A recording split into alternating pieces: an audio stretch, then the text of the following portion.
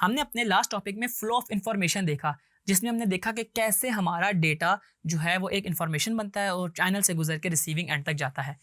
अब इसी से रिलेट करता है हमारा next topic, that is transmission of electrical signals through wires. अगर मैं transmission of electrical signal through wires बताऊं तो इसमें सबसे बेस्ट एग्जांपल टेलीफोन ही की है।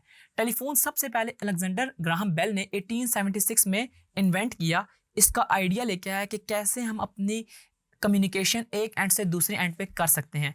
उसके लिए एक बेसिक मॉड्यूल बनाया जिसमें बताया गया कि थ्रू वायर्स हमारे पास सिग्नल्स जाएंगे, लेकिन इसमें बाद में रेनोवेशन होती गई और अब हमारे पास जो बिना किसी डिले के हमारी कम्युनिकेशन एक कंट्री से दूसरे कंट्री में भी हो रही होती है। ठीक है, अब टेलीफोन का वर्किंग प्रिंसिपल क्या है और इसकी कंस्ट्रक्शन क्या है, आइए इसको देख लेते हैं। टेलीफोन के ना बेसिकली दो पार्ट्स हैं, एक है माउथ पीस और एक है हमारा रिसीवर एंड। अगर मैं आपको बताऊं तो हम माउथ पीस को अपने पास रखते हैं जिसमें हमारी साउंड हम बोलते हैं। अब जब हम उसमें बोलते हैं ना तो वो हमारी साउंड इलेक्ट्रिकल सिग्नल्स में कन्वर्ट होती है। उसकी वजह क्या है, क्योंकि it is consist of carbon granules. ठीक है, इसमें कार्बन होता है और वो एक मेटल पीस के साथ कनेक्ट होता है जिसको हम डायफ्राम बोल रहे होते हैं। वो वाइब्रेटिंग डायफ्राम होता है।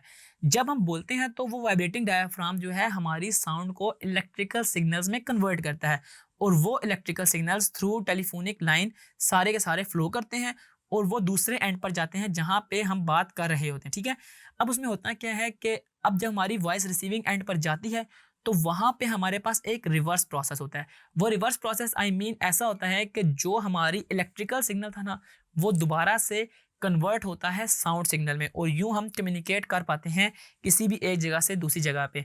जिस तरह मैंने आपको फ्लो ऑफ इंफॉर्मेशन में भी बताया था कि हमारे पास 3 इसके मोड होते हैं, 3 इनकी प्लेसमेंट होती हैं। जहाँ पे हमारी इनपुट होती है जिसको हम ट्रांसमीटर बोल रहे थे और गुजरने वाला एक पाथ होता है चैनल, और लास्ट में हमारे पास रिसीविंग एंड होता है। और यही हमारे पास तकरीबन हर मोड ऑफ कम्युनिकेशन में यूज़ हो रहा होगा। हमने अपना पहला mode of communication through wires देख लिया है। अब हम अपने नेक्स्ट टॉपिक में थ्रू इलेक्ट्रोमैग्नेटिक वेव्स देखेंगे।